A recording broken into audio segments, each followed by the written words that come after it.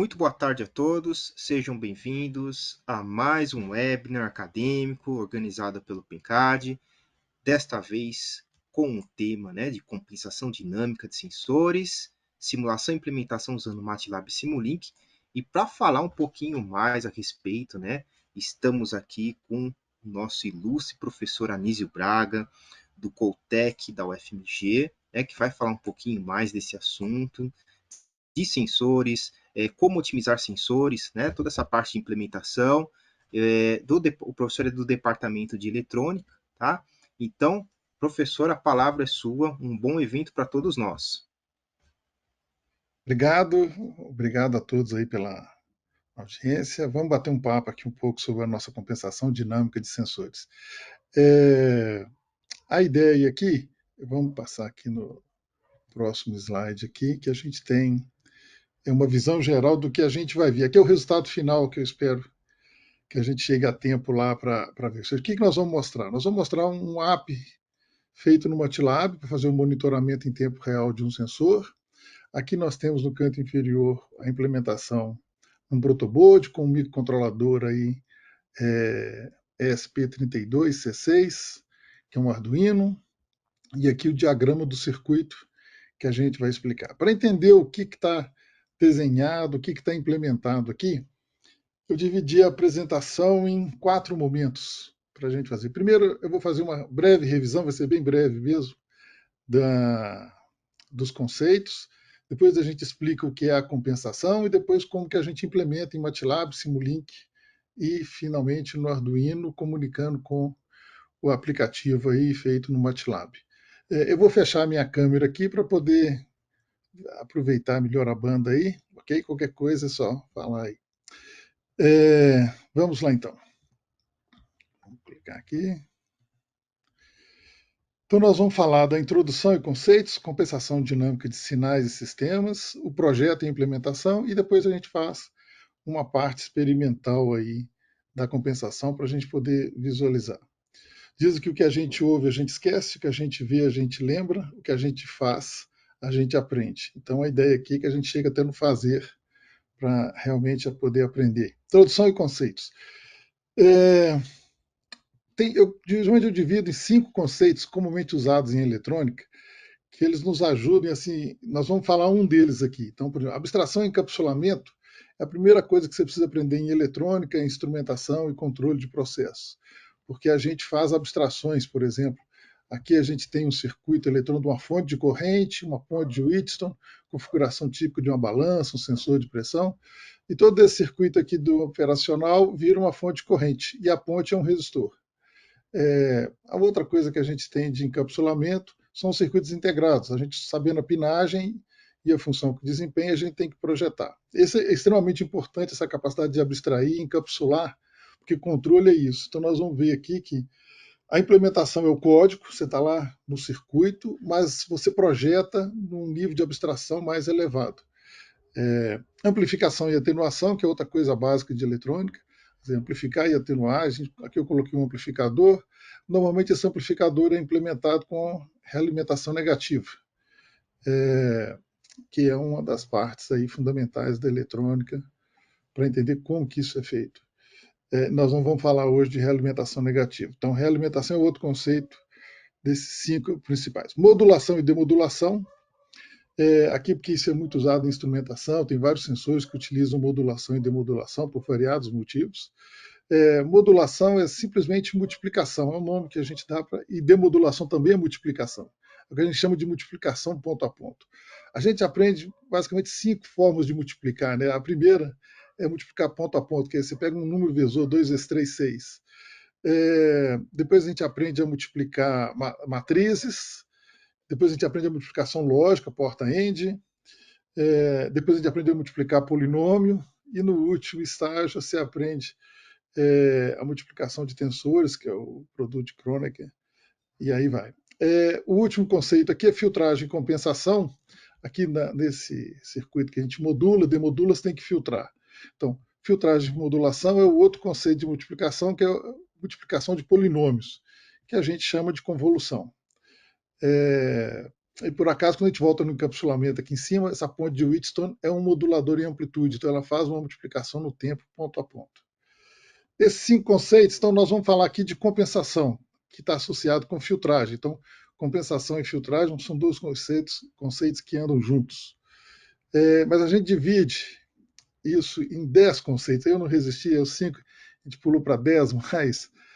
Mas aqui é só para a gente poder situar os termos. Que aprender uma parte de eletrônica, de controle, é você aprender a falar quase que difícil. Então a gente vai aqui simplificar.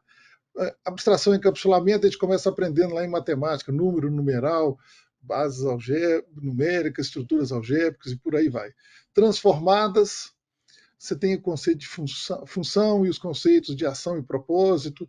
Curioso que em eletrônica e controle, as funções que a gente mais usa, elas não têm ação, porque elas estão nos polos, mas têm propósito. Nós vamos ver um desses propósitos aqui hoje. Tempo e frequência, que é comum a gente falar, e a gente trabalha com transformados. Quando o problema fica difícil no domínio, a gente transforma para outro. Então aqui nós vamos falar do domínio do tempo, que é fácil da gente visualizar, e o domínio da frequência ou da transformada de Laplace, transformada Z, que é onde é fácil de projetar. Então, codificação e decodificação é a classe mais genérica, onde modulação e demodulação é uma parte disso, né, nessa parte de transformados. E aí vem os operadores, mais, menos, dividido, vezes, lógico, AND, OR, e agora entra um que nós vamos precisar hoje aqui, que é a derivada. Então, S, por definição, é derivada, que eu estou mantendo a letra S, que eu vou usar ela como operador e como variável de Laplace. Delta, que é o 1 menos Q menos 1, Q é o operador de deslocamento, onde Q menos N vezes Y é simplesmente Y de T menos N. A importância que a gente precisa desses operadores é porque a gente transforma equações diferenciais em equações algébricas. Então, por exemplo, SY é dy dt. E aqui eu consigo trabalhar com Y como se fosse usando álgebra. Delta Y é o que a gente está acostumado lá, o delta Y, delta T, quer dizer, é Y de T menos Y de T menos 1, porque o delta é 1 menos Q menos 1. Bem, vamos agora avançar. O outro conceito aí, análise, diferença, variação, derivada, são termos semelhantes, né? Isso, e tem o dual, que é a síntese, soma, acumulação, integral. Amplificação, atenuação, amplitude, frequência, fase, são outros conceitos que a gente vai precisar para poder compreender o que está sendo falado aqui. Realimentação, que é o foco é estabilidade e oscilação, a gente não vai abordar isso hoje. Filtragem e compensação, sim, é o que a gente vai falar. Otimização é uma coisa à parte. Quando você vai otimizar, você vai projetar alguma coisa, então você tem uma matemática própria para isso. Estatística, probabilidade, possibilidade. Quando você vai medir alguma coisa, o ruído está lá. Então, ou seja, você precisa dos conceitos de estatística e probabilidade para poder lidar com isso. E no final, tudo isso se junta, todos esses 9 itens, para a gente poder estudar sinais e sistemas. E aí aparecem termos como função de transferência, analógico, digital, amostrado, quantizado. Aparece a questão de sistema linear, não linear, causalidade, e convolução, simulação, né, isso, e emulação. Então, aqui é só um panorama que poder fazer uma compensação de sensores permite que a gente percorra, eu diria que 9 desses 10 conceitos em um experimento. Então, isso é que é legal para você ajudar o estudante, o engenheiro que está estudando esse tema, ele ter uma sensação de sair do abstrato da matemática e ver o concreto, que é resolver um problema concreto de engenharia. O que é o sistema linear? O sistema é linear, então assim, a gente trabalha muito com modelo de perturbação. Aqui eu coloquei como exemplo é o seguinte, um amplificador simples que eu uso com os meus alunos, que é um resistor em série com LED que tem essa curva aqui, a curva aqui de um LED com resistor. Só que a luz que o LED emite ativa a base de um fototransistor, então eu consigo construir aqui um amplificador ou simplesmente um amplificador isolador. Mas o interessante é, se eu tiver um sinal na entrada que ele está percorrendo só em torno de um ponto essa curva, se eu colocar um eixo aqui nesse centro, essa fonte alternada só enxerga essa parte da curva. E essa parte da curva, se eu colocar o eixo aqui no centro, ela vira um sistema linear. Sistema linear é aquele que passa pela origem, né? Entrada e saída. Então, a gente, quando está falando de sistemas lineares, o que nós vamos falar aqui hoje é a compensação de sensores, vai fazer um projeto linear disso. Eu já estou assumindo que eu estou operando em torno de um ponto onde o meu sensor é linear, o meu processo é linear e assim por diante.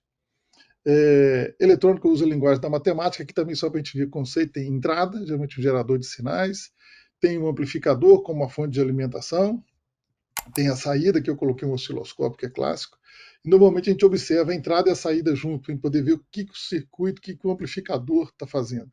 Mas esse amplificador aqui, como eu mostrei no slide anterior, a gente troca ele todo por um único número. E aí eu posso representar esse circuito eletrônico por uma função, um gerador de sinais, um número, que é o ganho A, ou a função de transferência dele, e a saída. E matematicamente isso é um sistema linear, y igual a vezes u. Nota que aqui também eu tenho uma direção, eu tenho informação na entrada, saindo. Aí, voltando lá para fazer, geralmente quando os alunos veem a parte da abstração, eles falam, cadê o circuito? Então, geralmente você tem um circuito que tem uma fonte, tem a polaridade e tal.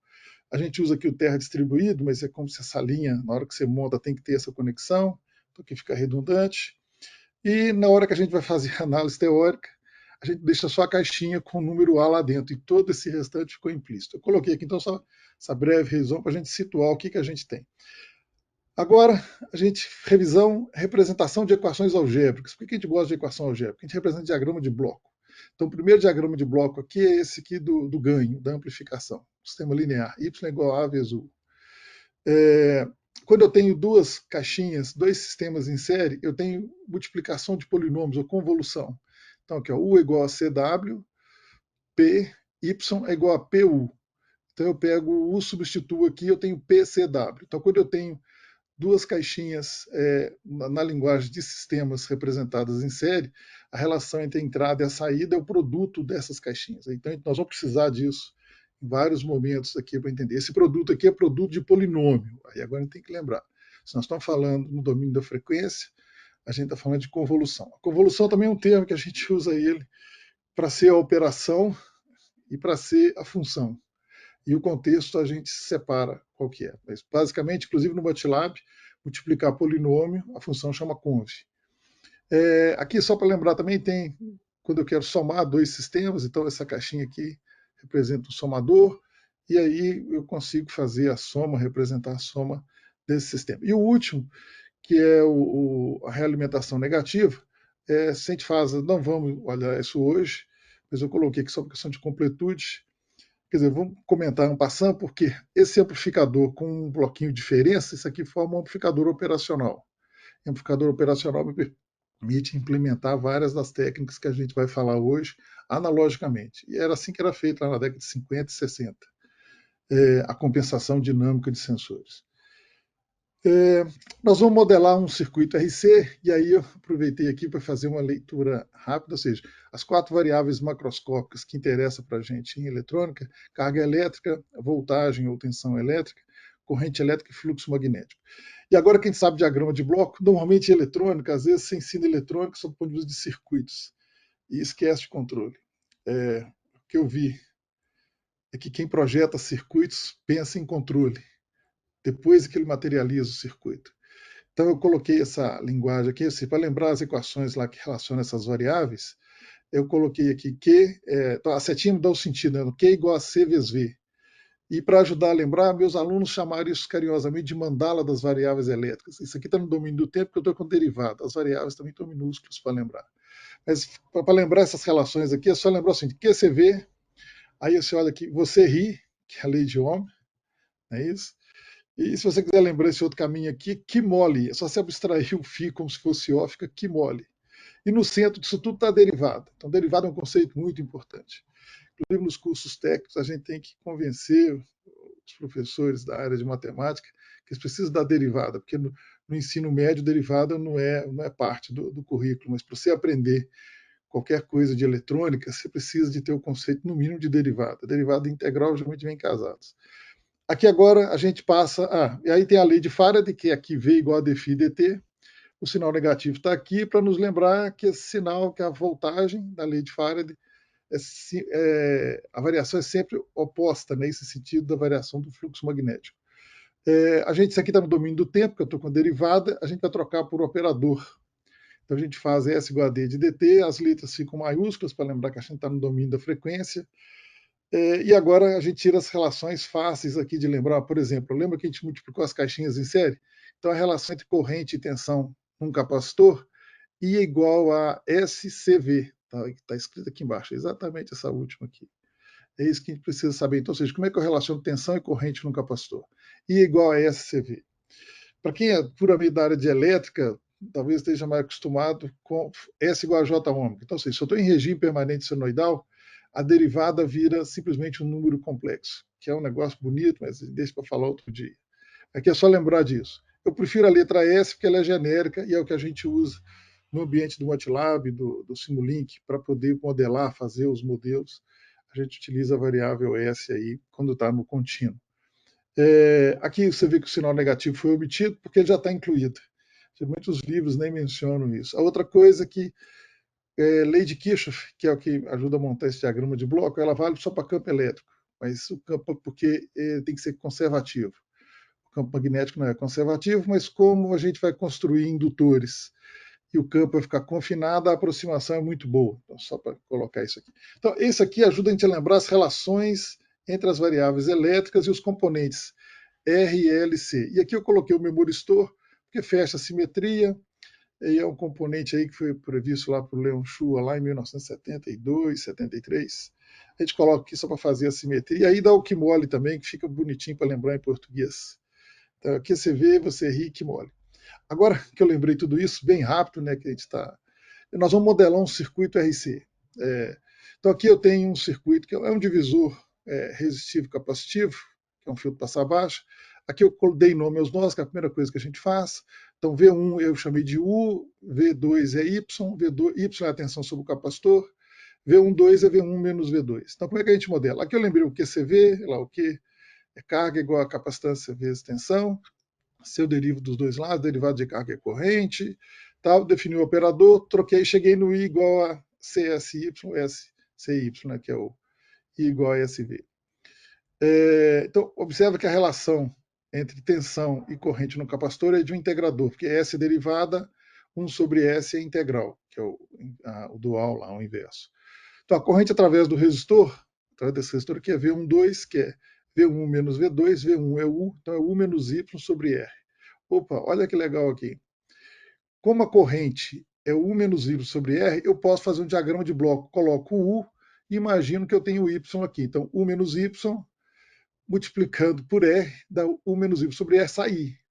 Se eu pegar o I e passar num capacitor, 1 sobre SC, que é o integrador, sai Y. Opa, fechei o diagrama. Então, aqui a primeira coisa é como converter um circuito num diagrama de bloco. Esse diagrama de bloco, nota que aqui dentro tem uma realimentação negativa, acho que eu coloquei lá a realimentação negativa, e a gente pode pegar esse loop aqui, essa malha, né, de realimentação negativa, e converter na função de transferência, que é o que a gente vê aqui, dá 1 sobre tal S mais 1, que é a função de transferência de um filtro passa-baixo. Tal é igual a RC.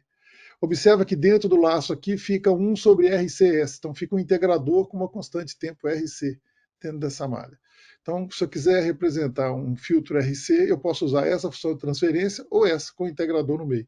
Nós vamos precisar lembrar isso mais à frente. Então, aqui nós modelamos um circuito como um diagrama de blocos e equação algébrica. Vamos lá. Lembrando aqui também que a gente classificar sinais, nós vamos falar, tem sinal determinístico quando eu tenho uma equação. Então, e aí quando eu consigo uma equação bem precisa para descrever o comportamento do sinal. E esse sinal pode ser periódico, eu chamo de periódico, ou ele pode ser não periódico, eu chamo de não periódico. E quando o sinal é aleatório, que a gente vai usar para lidar para ruído, a gente fala de média e variância. E aí agora os conceitos são, se os parâmetros estatísticos média e variância não mudam, eu falo que eles são estacionários. Se aqui no caso esse sinal aqui embaixo, a média está variando, tem um drift nela, uma deriva. Então eu falo que ele é não estacionário. Então só para a gente lembrar, a gente fala determinístico, eu tenho a equação e a aleatoriedade é a parte que é o ruído, que eu vou usar parâmetros estatísticos para falar. Aqui outra coisa em controle, porque nós vamos falar da compensação de sensores, mas o que isso é importante? Porque todo processo tem sensores. Aqui tem sensor de vazão, tem sensor de temperatura, que está aqui. Isso aqui é uma representação pictográfica de uma caldeira, que é um processo clássico de usina termoelétrica, mas também usado na indústria para gerar vapor. Eu posso usar vapor para fazer cozinhar alguma coisa no reator em jaqueta. Esse diagrama pictográfico a gente representa em fluxograma de engenharia, que é a linguagem que técnicos e engenheiros utilizam para fazer as conexões e como é que fala? Alinhavar o sistema lá na planta, né, em campo. Bem, aqui eu consigo ver uma malha de vazão que vira um atuador para uma malha de temperatura nesse reator em jaqueta. Mas na hora que a gente vai analisar e projetar, a gente converte isso para um diagrama de blocos. E esse diagrama de blocos já é uma baita abstração, porque eu já nem estou lembrando como é que está lá no processo. Mas a informação veio para o fluxograma de engenharia, que depois a gente extrai aqui uma malha. Então aqui eu estou representando uma única malha de controle, ou pode ser o atuador, a malha de vazão virou um atuador, e aqui a gente está fazendo a malha da temperatura, onde tem aí a referência, o set point. Tal. Esse diagrama ele representa três coisas para a gente lembrar. Primeiro, as setas me mostram o fluxo da informação. Por isso que eu coloquei lá atrás o diagrama de bloco, y igual a u. Depois eu fiz o QCV, eu inverti a setinha, fica da direita para a esquerda, mas você tem que ler no sentido da seta. Então, o diagrama de blocos tem direção. A outra coisa que representa aqui é o determinismo, ou seja, as funções de transferência representam a parte determinística que você consegue modelar em torno de um ponto de operação. Por isso que eu falei de linearidade. Aquilo vale em torno de um ponto. Se você mudar o ponto de operação, às vezes você tem que mudar, às vezes não, geralmente, né, você vai ter que mudar a sua parte determinística para esta parte. Tem que fazer sempre, não, a mágica do controle malha fechada é que, desde que as variações não sejam abruptas, o controle consegue ser sintonizado para ser robusto a essas variações. Então vamos voltar aqui. Do fluxograma de engenharia para o diagrama de blocos, nós temos o fluxo da informação, o determinismo e a aleatoriedade, que é a perturbação, que são os sinais que a gente coloca. Então, ou seja, aquilo que eu não consigo modelar, ou o ruído que está sentado, nós vamos ver no final do experimento que tem ruído. A gente utiliza a estatística para poder colocar isso. Então, agora, eu dei uma viagem aqui, assim, percorrendo várias disciplinas aí para ver. Aqui agora eu vou colocar mais uma sigla para lembrar que nós vamos fazer parte desse experimento, mas é assim que a gente resolve problemas na indústria. Aqui eu coloquei um projeto que a gente fez durante mais de 10 anos, interagindo com a CEMIG, na usina termoelétrica do Barreiro, que por acaso já foi desmontada, porque a saúde de Belo Horizonte foi para o interior. Mas nessa usina, a primeira coisa que a gente vai fazer é ter uma complexidade enorme, a gente pega o fluxograma de engenharia, aqui está essa parte central aqui, que é a caldeira. Então a gente selecionou na caldeira a malha de controle do nível de água no tubulão de vapor. Então a gente seleciona, a primeira coisa que a gente faz é selecionar um volume de controle ou um conjunto de objetos que nós vamos estudar. Depois a gente experimenta, então vem o E de experimentação. E aí nós vamos aplicar degraus. Nós vamos fazer degraus aqui hoje também, mas a gente faz o degrau lá para ver. Degraus, inclusive, com amplitudes variáveis. Depois eu pego o degrau e o sinal de saída e vou identificar modelos matemáticos em torno desse ponto que a gente fez essa modelagem. E o resultado disso é uma equação algébrica, é uma função de transferência. Aqui ela está em Z, que é discreto. Depois que eu tenho esse modelo, eu vou validar. Então, ou seja, eu seleciono, experimento, identifico o modelo, depois eu tenho que validar. O que eu faço? Eu pego esse modelo e comparo ele. Aqui está superposta as duas curvas entre a saída e o modelo. Então, o ajuste foi muito bom. Depois que eu validei, eu vou aplicar. Por quê? Porque a gente fez tudo isso porque eu tenho uma baita variabilidade na malha, tinha uma variabilidade significativa no nível do tubulão de vapor, que não é desejável. E para você poder fazer, o que você tem que fazer para reduzir? Você não mexe em equipamento, você mexe nos números dos sensores e dos controladores para poder reduzir essa variabilidade. Então, com esse modelo, a gente volta, simula e a gente conseguiu lá reduzir de 15% para 5% essa variabilidade. Aí aqui, só para lembrar, informação acionável é a seiva de uma planta industrial. E para vocês lembrarem como é que a gente faz isso, a primeira coisa que a gente faz é compartimentar. Aqui em biologia tem a definição de vida mais elementar. Um ser tem vida quando ele é capaz de se compartimentar, digerir, que é extrair energia do meio, e depois reproduzir.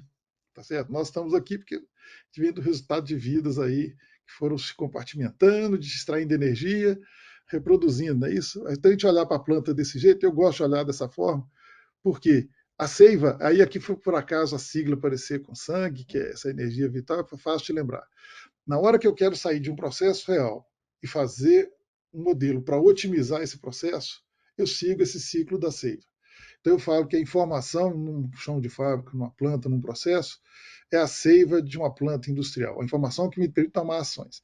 E para a gente lembrar disso, a gente compartimenta, experimenta, identifica, digerir, pegar os números e extrair o que é determinístico, quantificar quanto que é aqui. Eu estou vendo nessa caixinha aqui, você vê que eu tenho entrada, saída, ruído eu não sei, Quando eu faço uma estimação, eu produzo parâmetros que assumo que são próximos verdadeiros e tem um resíduo que eu vou assumir que é parte do ruído não modelado ou ruído inerente no processo. E depois a gente valida e aplica. Então, esse é um processo. O experimento de hoje, nós vamos fazer isso com um sensor em malha aberta. Então, deu uma passada aqui legal.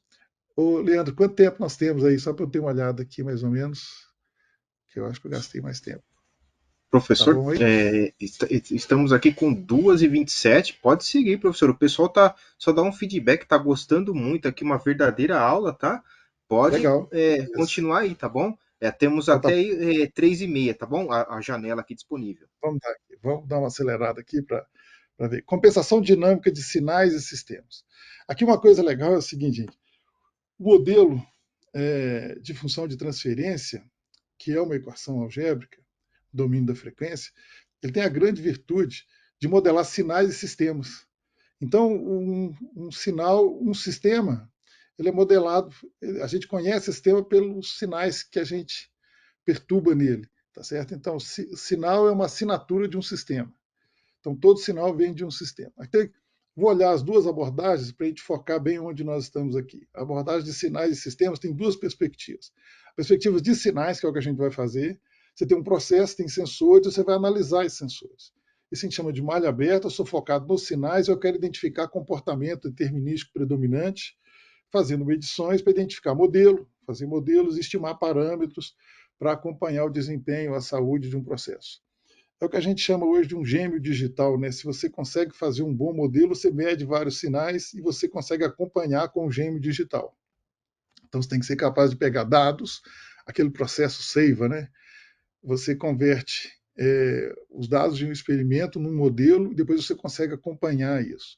E a outra perspectiva, que é controle e realimentação, que é em malha fechada, que você está focado em sistemas e a análise do comportamento dinâmico e do compromisso entre estabilidade, robustez e desempenho. Então, o nosso foco aqui é na perspectiva de sinais.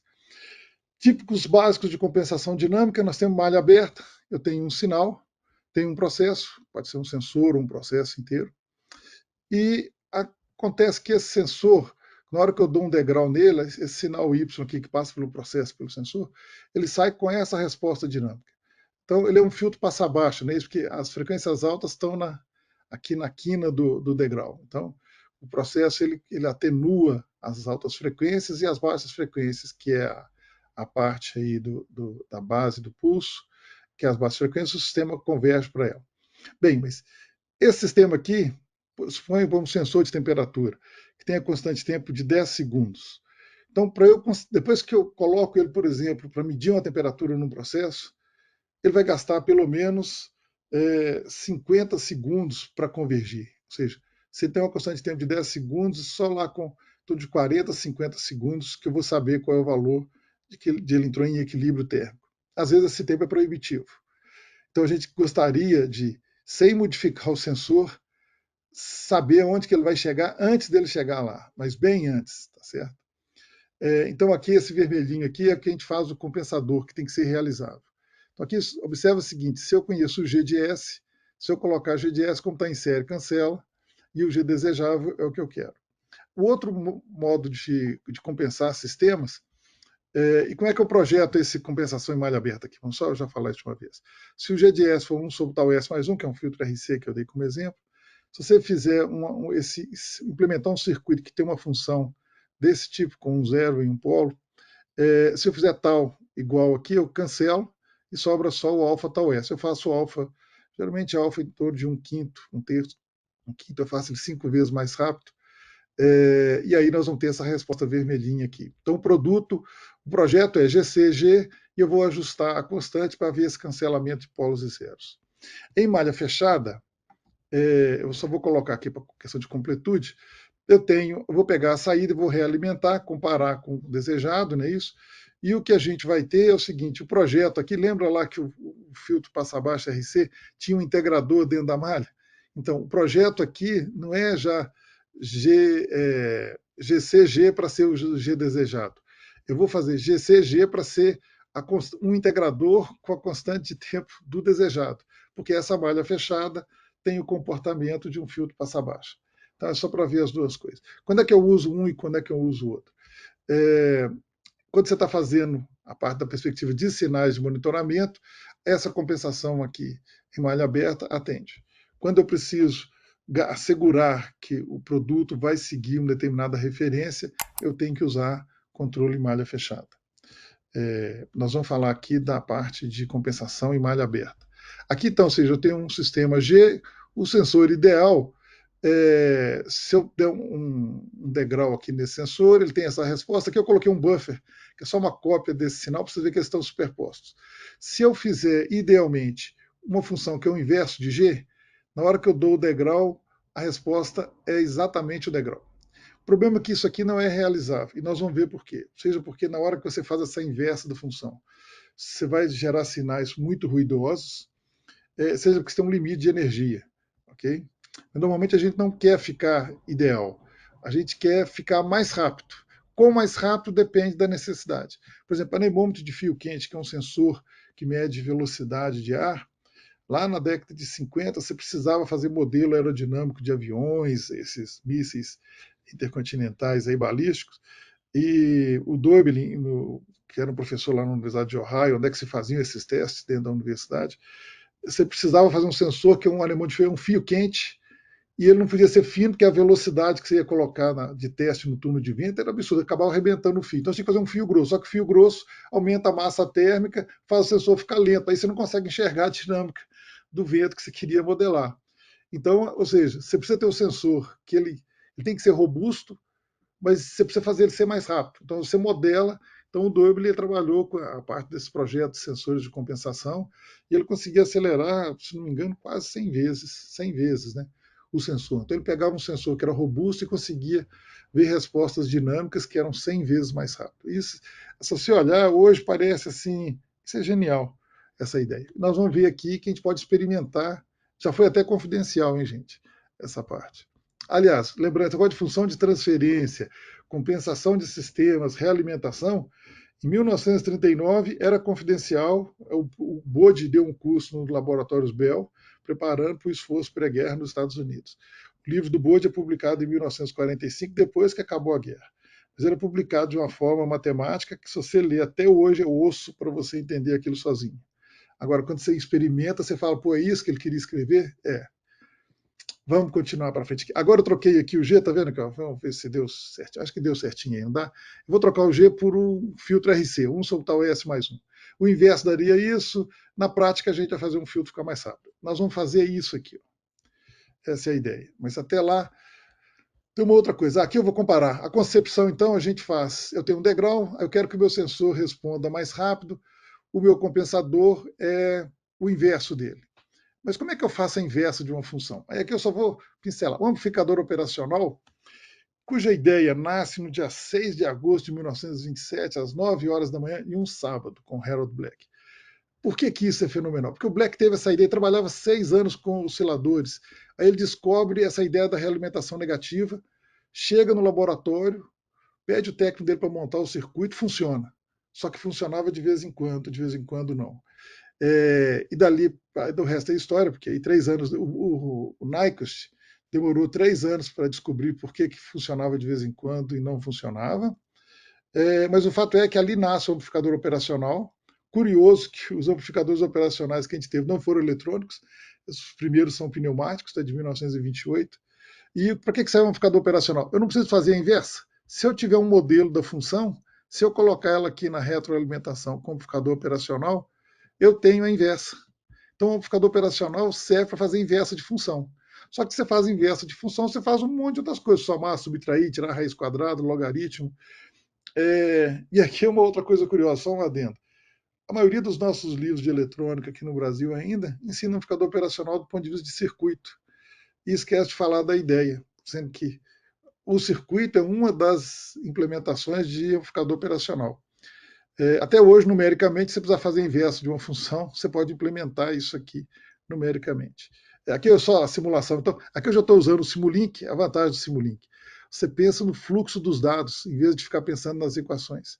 Então, esse diagrama aqui é implementado em Simulink, aqui está o sistema em malha aberta, que eu estou comparando ele aqui embaixo, só aqui, vamos ver aqui. Ó.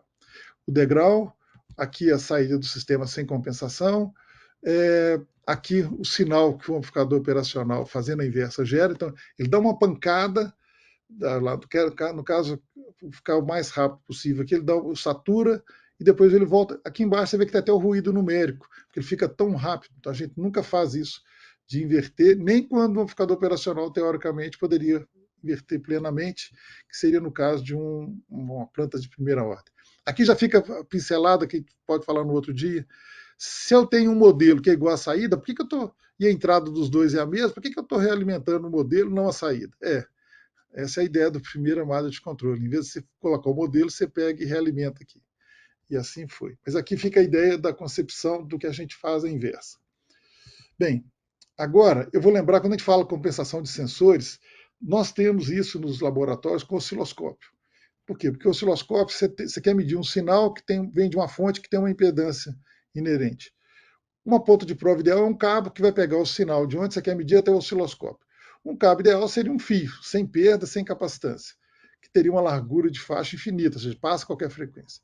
Ocorre que na prática não é. Todo cabo tem uma capacitância, o cabo coaxial, né, tem uma capacitância, e aí a gente tem que compensar. Então, toda a ponta de prova de osciloscópio vai ter na pontinha aqui um circuito paralelo, que é um resistor geralmente de 9 mega, depende se a ponta é vezes 10, ou vezes 100, ou vezes 1000. Tem uma chavinha que, se eu fechar um curto, ele fica vezes 1, que é como se não tivesse o compensador, e quando você abre, tem esse circuito aqui em série. Aqui tem a capacitância do cabo, e a gente coloca mais uma capacitância em paralelo com a impedância de entrada do osciloscópio e a outra capacitância dele. Como que a gente aprende a projetar isso? Na verdade, pouco a gente ensina a projetar. Por quê? Porque é tão fácil. Sabe como é que a gente faz na prática? A gente só chega com a chavinha aqui nesse parafuso e mexe até dar certo. Eu vou mostrar daqui a pouco isso. Mas antes, a gente fala da compensação do ponto de vista de circuito. Então eu pego todo esse circuito aqui, capacitância CX, CP e CI estão todas em paralelo. Eu chamo ela de C2. A impedância RI, 1 mega, está aqui. E esse circuito em série aqui, em paralelo, né, o C1 e o RI1, eu coloquei. Então, a ponta de prova com o osciloscópio toda vira esse circuito. E do ponto de vista de circuitos, a gente fala o seguinte, opa, olha só, depois eu vou voltar nesse que eu apresentei aqui. Na hora que a gente vai projetar isso eletronicamente, a gente fala, ó, você tem um divisor resistivo e um divisor capacitivo de tensão. Então, VI dividido por R1 mais R2 vezes R2 te dá a tensão nesse ponto pelo divisor resistivo. C1 sobre C1 mais C2 é o inverso, porque a impedância capacitiva é 1 sobre SC, né? Então, se esperar que é o inverso. Isso aqui vai me dar a divisão capacitiva. Se eu igualar as duas, eu chego que R1, R2, C2 tem que ser igual a R1, C1. Aqui eu já faço com impedância. Então, aqui a gente vê que eu peguei Z1, que é R1 em paralelo com C1. E fiz o paralelo aqui, o capacitor eu troco por 1 sobre SC, tá vendo? Aí é só multiplicar o produto sobre a soma, que é o paralelo, simplifico, faço o mesmo com Z2, depois eu coloco as capacitâncias todas em paralelo, somo. No final eu chego que V0, que é a tensão nesse ponto, e VI, que é na entrada da ponta de prova, é uma função de transferência Z2 sobre Z1 mais Z2. Aqui eu coloco ela já simplificada para a gente ver um zero e um polo embaixo. E quando eu faço esse ajuste aqui, tal 2 igual a tal 1, o que eu estou fazendo é o cancelamento, de forma que V0 vai ficar 10 vezes menor que VI instantaneamente. Aqui eu coloquei alguns números para vocês verem, mas eu vou adiantar aqui, que estou só refazendo isso. O MATLAB tem o Simulink, que faz simulação de sistemas, e o Simulink tem o pacote Simscape, que faz simulação física. Então aqui eu aproveitei, peguei o Simscape e fiz o circuito eletrônico igualzinho de uma ponta de prova. Abri uma ponta de prova, peguei os valores lá típicos que são usados, que estão no exemplo aqui para simular. E aí a gente faz a simulação, e aqui eu estou produzindo variações, quando eu supercompenso, subcompenso, e quando eu compenso, faz aquele cancelamento ideal, eu tenho que dar um zoom. Ou seja, o V zoom mostra que eu dei o degrau, e o V zoom, por causa da capacitância do cabo, ele está atrasado. Quando eu faço a compensação ideal, ele fica praticamente ideal. Lembrando que nas bordas estão as altas frequências. Então, eu testo com uma onda quadrada, mas quando eu estou medindo, o meu sinal pode ter pulso. Então, estou medindo sinal de pressão lá no coração de um ratinho ou de um outro circuito. Então, para eu garantir que a minha ponta não vai atenuar aqueles sinais na faixa de frequência para a qual ela é projetada, especificada, isso vai ser. Aqui, só para vocês aproveitarem aí, vou mostrar aqui na tela. Eu fiz o circuito da ponta de prova sem compensador, com os compensadores, e aí eu coloco aqui uma sintonia super compensada, eu dou um run, baby, run aqui. Vamos esperar ele simular aí e a gente vê o resultado aqui. Aqui, por questão de tempo, eu não montei o diagrama, mas tem os exemplos lá no MATLAB que são relativamente simples da gente fazer o... Deixa eu só arredar aqui para eu poder... Aqui, ó. Eu vou dar o zoom aqui. Ele fez a simulação, agora para a gente ver aquela... Aqui está super compensado, então, se não me engano, vezes 10 aqui, ó. Esse aqui é o super compensado, aqui o subcompensado e aqui é a compensação ideal, 7 picofarads. E aí eu vou dar um zoom aqui para vocês verem. O V1 e o V10 está lá, pequenininho. Tá vendo aqui? Ó? Aqui a gente começa a ver por que eu preciso do... Então, eu tenho tanto o erro de offset aqui, tá certo? Então, essa aí, o Simulink tem essa vantagem que você pode simular tanto o modelo da função de transferência quanto o circuito. Vamos voltar aqui para a parte. E agora, o que todo mundo faz é exatamente o seguinte. Por que isso é realmente saltado?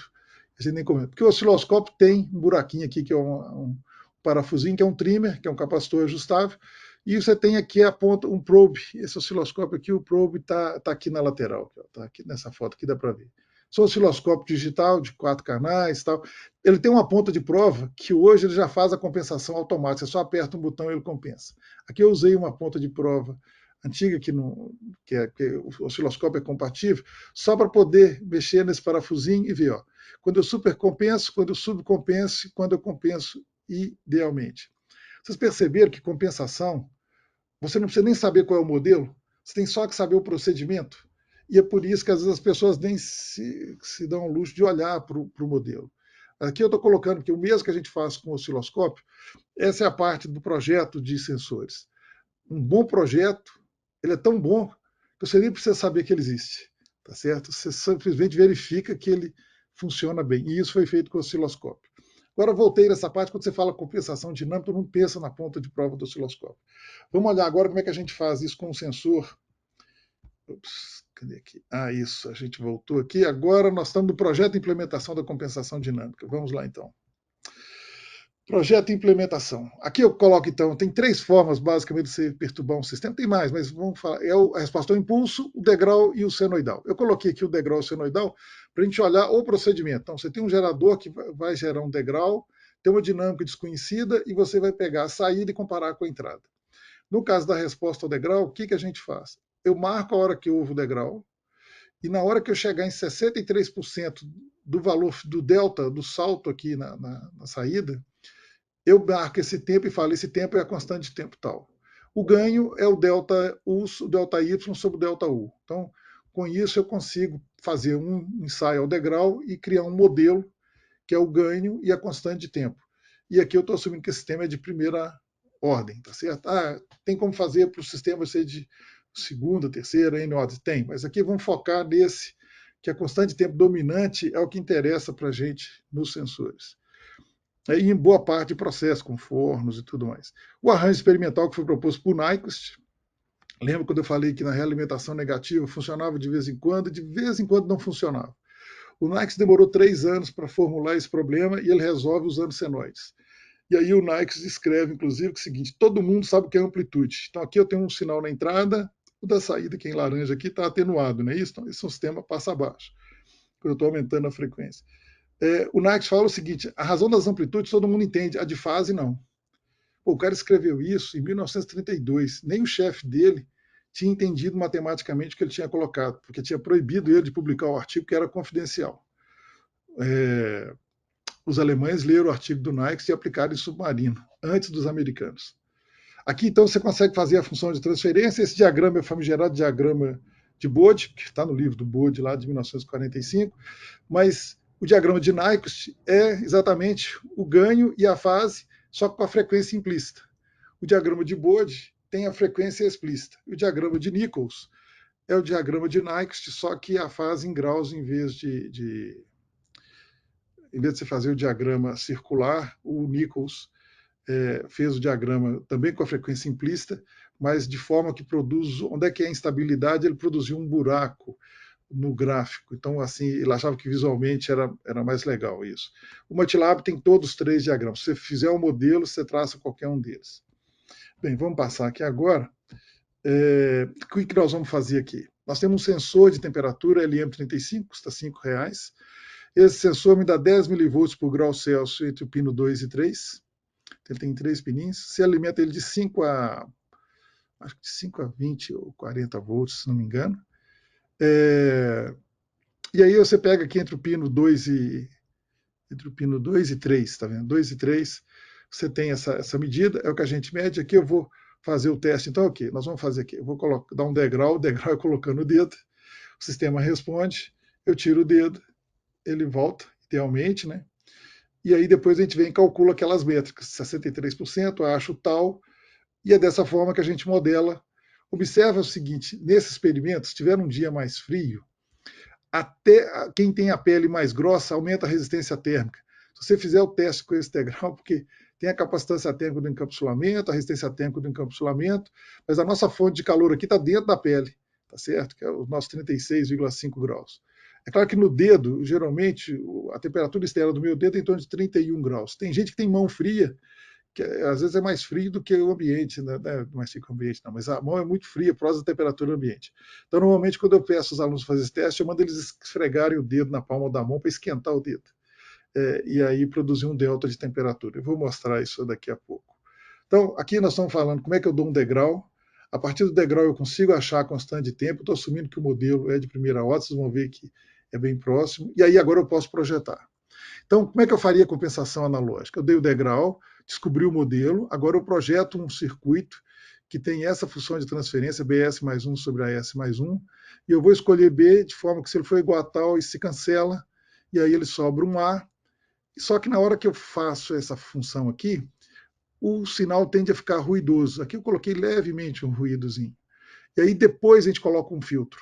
Então, ou seja, eu acelero e depois dou uma atrasadinha de leve. Vocês vão ver que a gente faz isso por 2 motivos. Analogicamente, a gente fazia para compatibilizar o ganho dos amplificadores, que podia usar um amplificador inversor, e digitalmente a gente faz isso por causa de decimação, que é legal de fazer. Bem, a função de transferência, então, BS mais 1 sobre AS mais 1, aqui ela está implementada em S, nós vamos querer implementar num microcontrolador. Então, aí eu vou falar o seguinte, essa é derivada.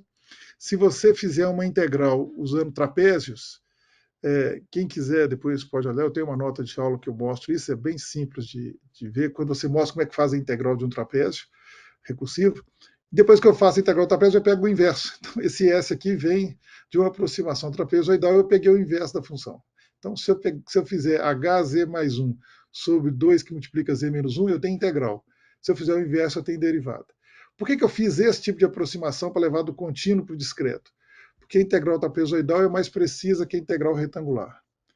E ela ainda tem uma vantagem que se eu tiver intervalos de amostragem grande, a aproximação é muito boa, inclusive para a fase. Se eu pegar esse valor de S e colocar aqui nesse lugar, eu consigo converter essa função nessa função aqui discreta, em Z. Porque a variável S vai ser convertida em Z. E aí, para eu colocar nesse formato aqui, eu faço isso também no MATLAB, tá, gente? Eu vou mostrar aqui para vocês. Quem quiser, toda essa parte escrita em texto que a gente está apresentando aqui, tem o texto que eu falo lá do gerador, compensação, modelo o circuito, lembro como é que se relaciona as variáveis, mostra a simulação que nós vamos ver daqui a pouco no Simulink, e a implementação analógica, como é que se era feito isso com o amplificador operacional, ainda pode ser feito. Mas aí aqui eu faço o seguinte, eu uso a vantagem do MATLAB, ter o simbólico do box. Então eu declaro a variável S, Z, H, A, B, A, F, faço a função de transferência do filtro, faço a função do compensador em S. Depois eu declaro o S com a transformada de Tustin lá para o derivador e rodo isso aqui. Então quando eu clico aqui e rodo, aqui do lado o MATLAB simbólico faz para a gente a substituição. Eu ainda, inclusive, coloco em LaTeX, porque aí eu já consigo só copiar o LaTeX e já colocar aqui, para vocês verem a função que sai direto do MATLAB. Então, nem trabalho braçal precisa. Depois aqui, para ficar naquela forma bonita, aí agora é você olhar, colocar em evidência aqui, que fica nesse formato canônico, né? Que é, se você olhar a interface do Simulink para sistemas discretos, ele pede um formato desse tipo aqui, A, Z-1 sobre 1 menos 1, B, Z-1. Então, ou seja, depois que o MATLAB produziu isso aqui algebricamente, eu vou lá e coloco. Por que eu estou fazendo algébrico, não com número? Porque eu quero poder ajustar esses parâmetros do compensador aqui. Ó. Toda a nossa parte de projeto é que eu quero ajustar B. Então, quando eu mexo em B, depois eu vou calcular automaticamente beta e alfa, que é o que vai estar discreto. Então, quem quiser depois, eu até combinei com o Leandro de colocar isso disponível para quem quiser ver como é que faz isso em detalhes. Aqui eu projeto o filtro, aqui tem um diagrama, que é o diagrama de blocos, aí que implementa só essa parte do compensador, o filtro digital. Vamos voltar aqui agora que fica mais fácil aqui. Isso, então, fiz aqui o projeto do compensação, a compensação digital, o degrau é o mesmo, o sensor, o ruído, aqui tem que ter o filtro anti-aliasing, porque quando eu vou amostrar, eu tenho que garantir que não tem nenhuma frequência, não tem energia significativa acima da frequência de Nyquist. Então, a frequência de Nyquist é a metade da frequência de amostragem. Aqui eu fiz algo para facilitar de lembrar, ou seja, para garantir que não tem aliasing e para você não se preocupar com as contas, se numericamente você pegar o produto RC do filtro, que aqui tem um RC, tá? Eu vou colocar aqui, está o circuitinho, está pequenininho aqui, não sei se dá para ver aí. Esse R e esse C vai me dar esse tal A, tal do filtro anti-aliasing. Se eu fizer numericamente o número do produto, do valor em ohms, vezes a capacitância em farads, isso me dá a constante de tempo tal. Se eu fizer numericamente igual o valor do intervalo de amostragem, o valor típico é 100 milissegundos. Então, se eu fizer 100 milissegundos, eu posso mostrar tranquilo que não vai ter aliasing. Ou seja, aliasing se não tiver energia significativa. Na nota que eu mostrei para vocês no Live Script, eu mostro quando você precisa aumentar a ordem desse filtro anti-aliasing aqui, eu mostro lá também. São raros os casos que você precisa, mas tem jeito também. Mas aí a grande sacada aqui é amostra o mais rápido que você puder e você fixa o seu RC no circuito. Aí você faz a compensação. A compensação, aqui eu estou mostrando em forma de onda, porque quem não está seguindo as equações ou assustou com elas, vê a forma de onda. O degrau é quando eu mergulho o sensor na água, tem a resposta, somei ruído, porque ele tem ruído. Aí eu passo num filtro, o ruído é atenuado, mas ainda continua um pouco lá. Quando eu amostro, eu agora tenho informação discretizada. Mas tem o ruído aqui. Aí eu passo no compensador, ele fica mais rápido, tá vendo? Só que ainda tem ruído. Aí eu faço o quê? Eu faço um filtro digital. Porque o filtro digital eu consigo variar constante tempo dele digitalmente. E aí eu dou uma filtrada. Só que eu aqui faço uma coisa. Eu vou mostrar no próximo slide como é que eu projeto analogicamente o compensador e o filtro analógico.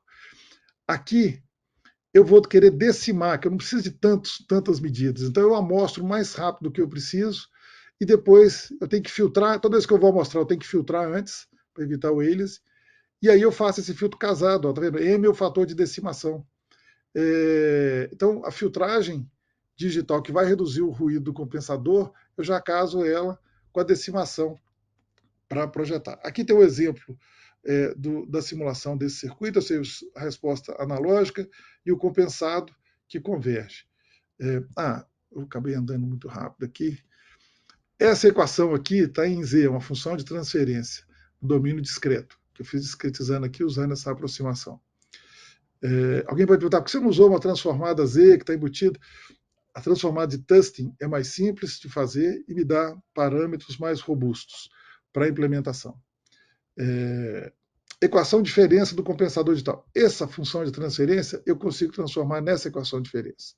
E a equação de um filtro, esse filtro aqui, um filtro passa baixa, essa equação que implementa. Aqui a implementação já está na chamada forma canônica de Jordan, que nada mais é do que o que a gente está fazendo, que são bloquinhos em série, mas quando você vai colocar isso em forma matricial, isso vira diagonal, e aí que é desacoplado, e isso chama forma canônica de Jordan, só para a gente lembrar aqui. Série vai dar convolução, e lá nas matrizes a gente chama de forma canônica de Jordan. A vantagem dessa implementação aqui, que é usada em filtros, nos veículos, em qualquer equipamento de alto desempenho, porque você tem uma multiplicação e duas somas. Então, uma multiplicação gasta mais ciclos de relógio em geral. Num primeiro microcontrolador PIC na década de 90, você gastava 160 ciclos de relógio para multiplicar e um ciclo de relógio para somar. Então, se você pode implementar essa equação aqui com duas multiplicações e uma soma. Mas essa forma aqui é a forma mais compacta. E aí você torna esse número aqui menor do que 1 ainda, múltiplo de 2, e você transforma a multiplicação em shift. Então, ou seja, isso é usado nos airbags para você conseguir fazer várias amostragens do acelerômetro que é ruidoso e separar uma esbarrada no meio-fio de uma batida. E disparar a bolsa de ar sem ser com ruído antes que o seu rosto alcance o volante. Se você olha a patente, toda essa equação está descrita só verbalmente do algoritmo. Vamos lá. Implementação, aqui eu fazer analógico, então aqui eu tenho um amplificador operacional. Eu não vou deduzir aqui a expressão, mas você vem fazer o paralelo desses dois e menos o Z2 sobre Z1, que chega nessa expressão. O amplificador é inversor, tem ganho negativo. Aí eu faço um filtro, que é um filtro passa baixa, mas com ganho. Então, com isso aqui, eu posso ajustar R2 e R1. O R2 e R1 eu vou ajustar para fazer a compensação, o R4 e R3 eu ajusto para o ganho, o negativo desaparece. E como é que eu simulo isso no MATLAB? Está aqui, ó. Eu coloco a caixinha, o BS mais 1 sobre AS mais 1, que é exatamente isso aqui. Os ganhos eu ajusto para ser 1. E aqui está a constante de tempo do filtro. Eu coloquei em função de M para comparar com o digital.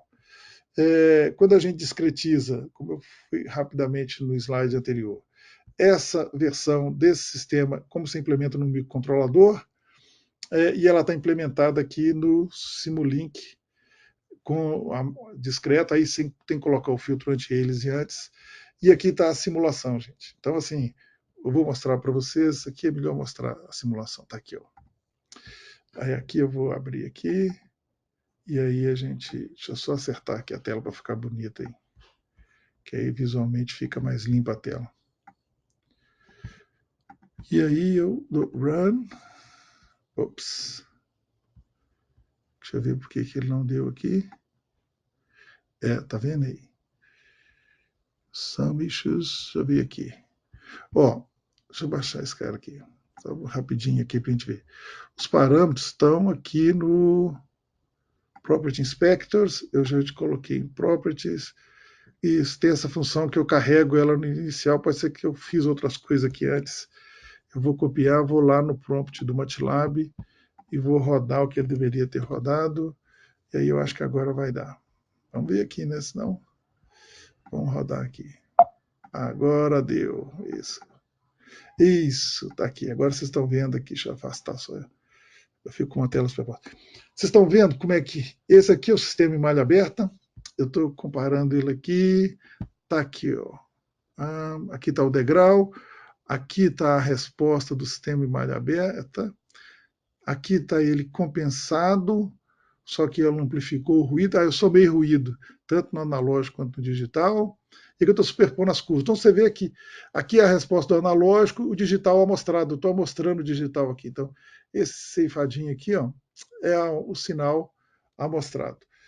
Então, eu preciso do filtro analógico depois de compensar, porque eu acelero ele muito, mas eu aumento o ruído.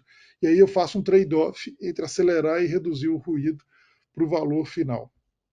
Aqui mostra como é fácil fazer isso no MATLAB, no Simulink, comparando o circuito. Aqui é simulação de sistemas, né?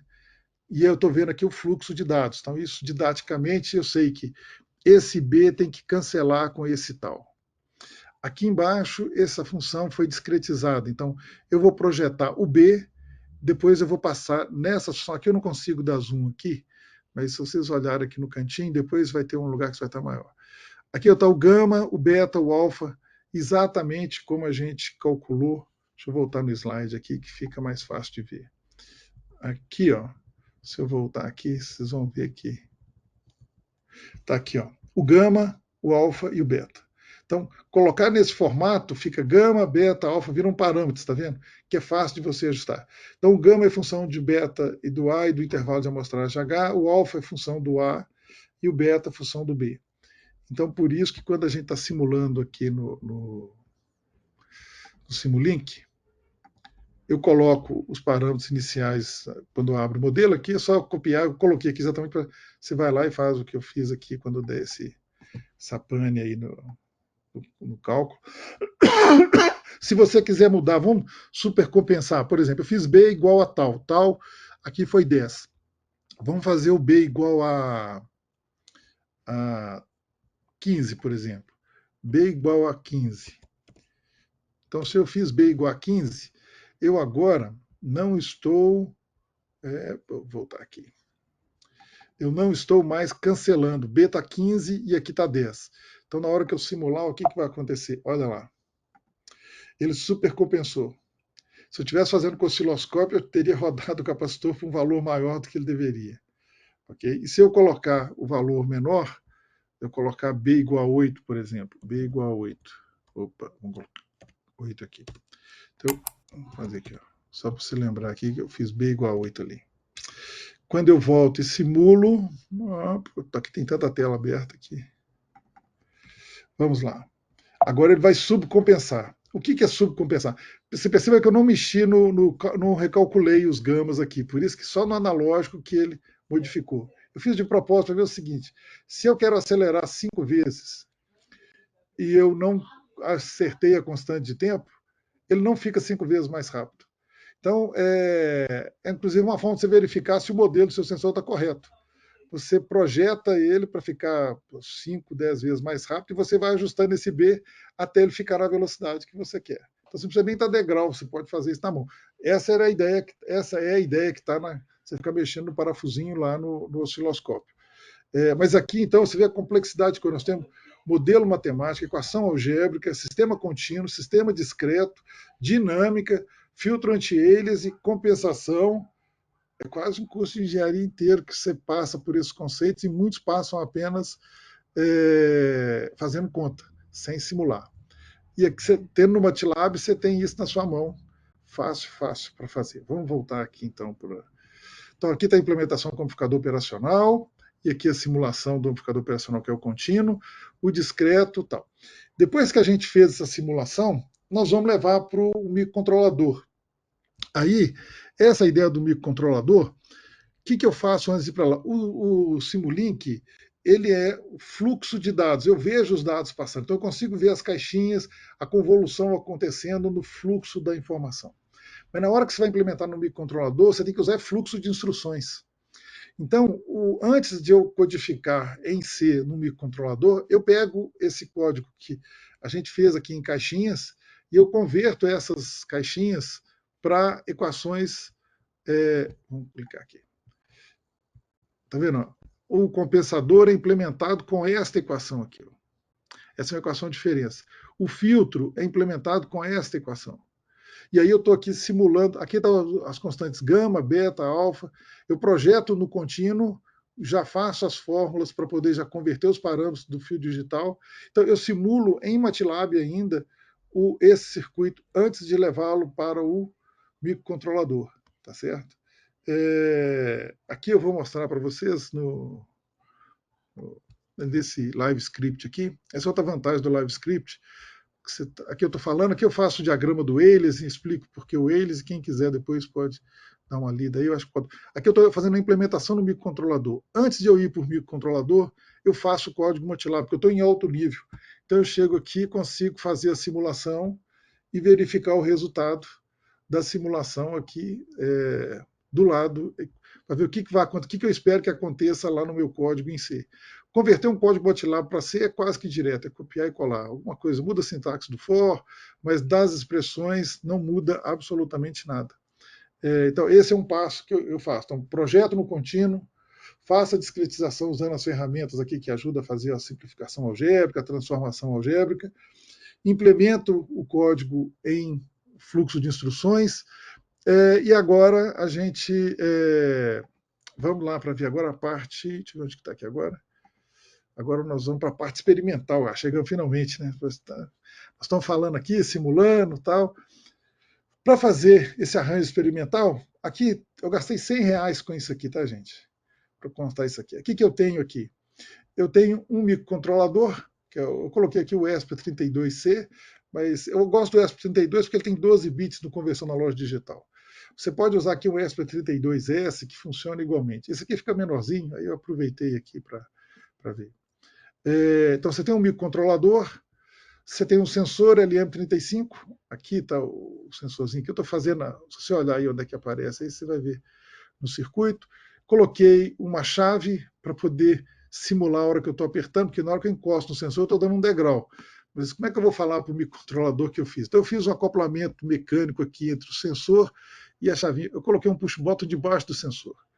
É, e aí eu tenho um LED para poder falar que eu estou com o dedo apertado, que a chavinha foi acionada. O LED vai dar um retorno visual para a gente. É, e eu uso o LED para saber um sinal de degrau de referência. Né? Eu fiz um modelo analógico do sensor, ou seja, eu fiz um filtro passa-baixo aqui, de primeira ordem, com constante de tempo de 10 segundos, que é o que eu medi do LM35 com o meu dedo geral. Eu digo meu dedo porque se a pele é muito grossa, vai ter uma constante de tempo ligeiramente maior. Se a pele é fina, menor. É, tem ainda também o filtro anti-aliasing. Então vocês estão vendo aqui, ó, tem o filtro anti-aliasing. Aí vocês veem que eu pego o do sensor aqui, eu estou levando o filtro anti-aliasing. Eu estou medindo então o sinal em degrau, que é esse sinal aqui no canal 1.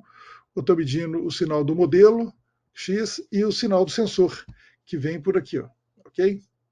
Então, e aí, aqui está o código Arduino, quem quiser dar uma olhada no código aí para ver.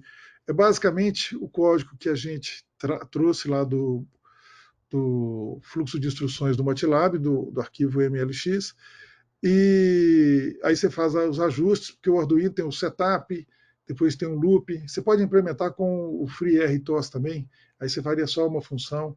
Mas enfim, aqui a ideia é de ver o diagrama, o circuito, e agora vamos ver isso na prática aqui, né? Vamos ver aqui se está funcionando. Agora tem que funcionar, né, gente? A gente chegou até aqui. Ops, espera aqui. Eu vou trazer o diagrama, vou trazer o app. Antes de chegar no app, vale passar aqui no MATLAB App. O MATLAB App é o ambiente do App Designer, que é muito legal. Você programa arrastando os objetos, gráfico, botões, você pode colocar imagens, as caixinhas. Então você monta primeiro a interface gráfica, ele gera já a estrutura do código para você. O que está em cinza, ele que colocou, que você tem que ter para o código funcionar, e a gente simplesmente declara as variáveis locais e o código que faz a interface aqui. Eu não usei nenhum pacote de toolbox de Arduino, nem de Simulink com Arduino. Eu simplesmente peguei uma função que lê a porta serial. É tudo que eu preciso para comunicar com esse módulo usando o MATLAB. Isso para mostrar o poder do MATLAB. Quer dizer, você pode fazer algo extremamente simples, sem precisar de outros toolboxes que vão trazer um monte de outras coisas. Fica mais alto nível, mas aqui nós estamos querendo aprender também como que você faz o código de um sistema de tempo real. Então, porque às vezes eu vou codificar algo que eu vou usar o MATLAB para gerar o código, e aí o tempo que a gente ganha de projeto, de codificação, é reduzido enormemente. Alguns falam que você reduz 8, 9 meses num projeto, dependendo da complexidade. E aqui com a interface, você ainda faz uma interface amigável para fazer isso aí. Bem, depois aqui eu compilo o código, já compilei, ele está rodando aqui, que é o app. E agora eu vou ligar a câmera aqui, deixa eu pegar a câmera aqui, está a câmera. Vamos ver se ele está rodando aqui. Meu dedo, apareceu o dedo aqui, tá vendo? Então agora eu vou dar, quando eu fecho aqui a chave, ó, o que nós temos aqui? Eu faço a conexão, então eu vou, o app está rodando um código que ele selecionou a porta que o Arduino, já programei o Arduino, né, só para mostrar aqui. Aqui está o código Arduino. Então antes eu carreguei o código no Arduino, eu fiz um interpretador de mensagem para que eu possa comunicar o Arduino com o MATLAB. Então aqui, esse app, quando eu ligo essa porta aqui, ele já começa a fazer as medidas, e aqui eu vou dar um degrau, vocês estão vendo aí o degrauzinho, ó, acendeu o LED, vocês estão vendo o degrau. Aqui eu estou com a amostragem de 200 milissegundos, decimação de 10, então eu estou mostrando a 2 segundos. A constante de tempo é 10, eu quero levar ela para 2, então é o limite da velocidade que eu tenho. Então eu coloco o dedo. Observe que o degrau de temperatura quase não deu para ver. Está na parte de cima do gráfico, tem o sensor, embaixo o modelo. Então eu coloquei o modelo de propósito para ver que mesmo quando é ruidoso, ele está fazendo a compensação. Vou esperar para convergir ali. Ó. Olha aqui embaixo que no modelo o sensor ainda não convergiu, mas o sinal decimado e filtrado já está lá. Ó, tá certo? O que é muito legal. Eu tirei. Aqui, para facilitar, porque hoje está quente, essa aula é boa para você dar ela no inverno, quando você está fazendo. Eu trouxe uns gelinhos aqui.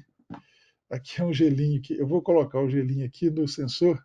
É um degrau negativo. Deixa eu ver se já estava aqui. Eu vou dar um degrau negativo aqui no sensor.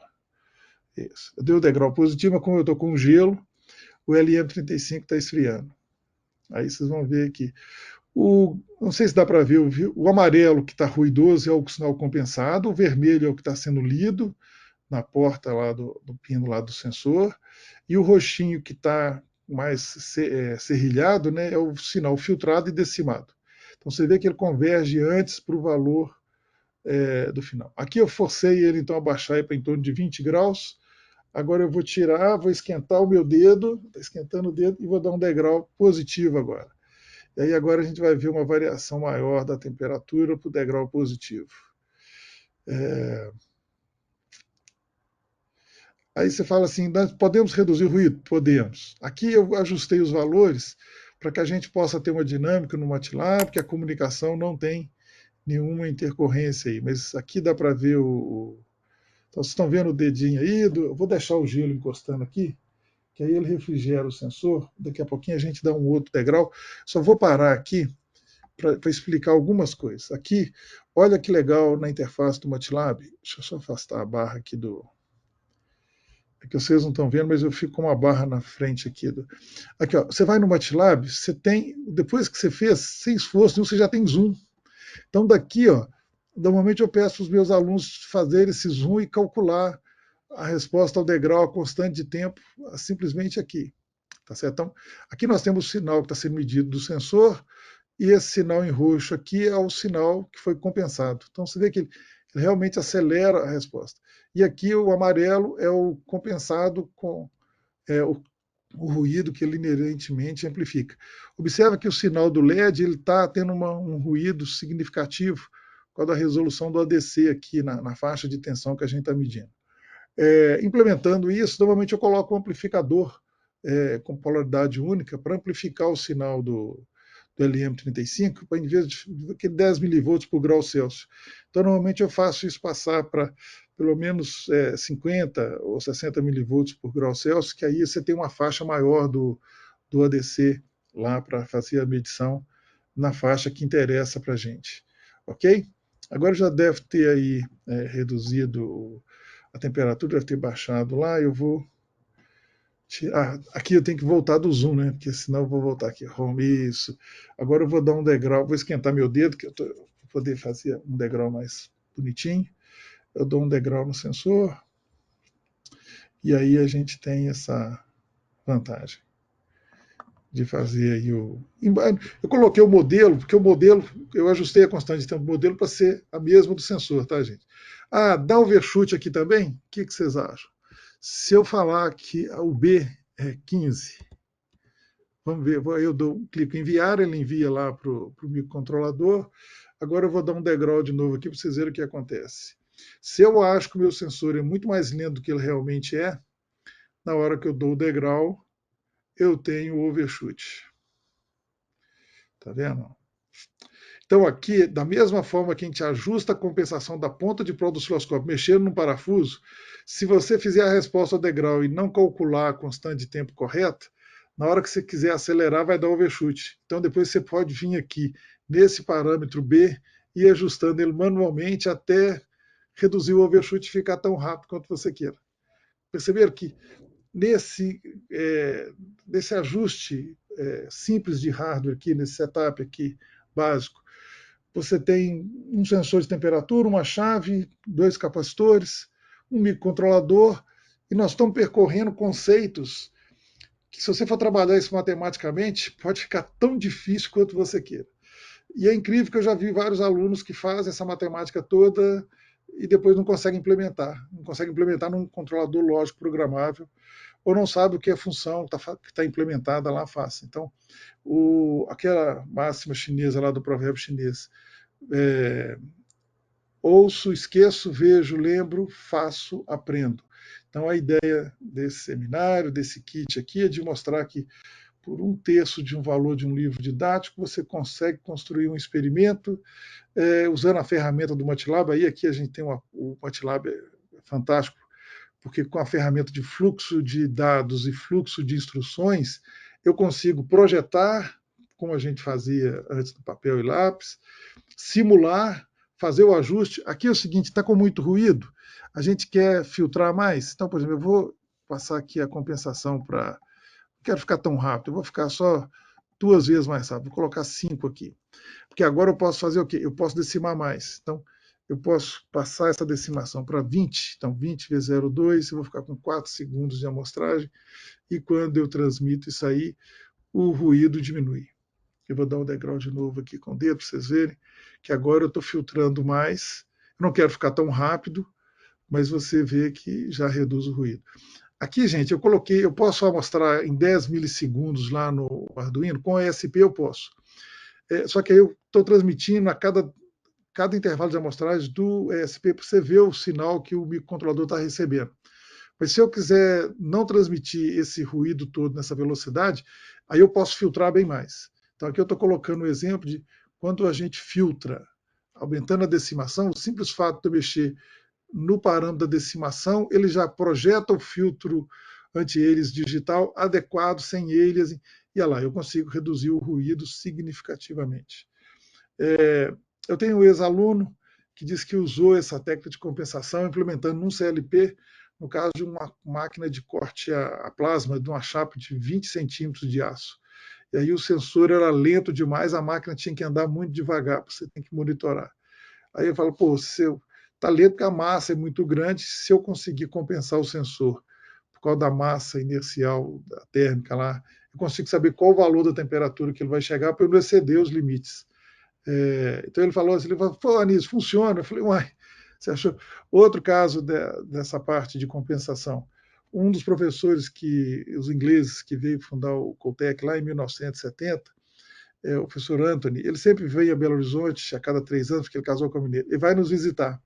Quando ele viu essa aula nos cartazes do meu laboratório lá no Caltech, ele falou assim, meu último projeto na Inglaterra foi projetar compensador dinâmico de sensor para sensores de temperatura de reatores nucleares de submarinos. Você tem que ter uma carcaça muito espessa por causa da radiação, obviamente.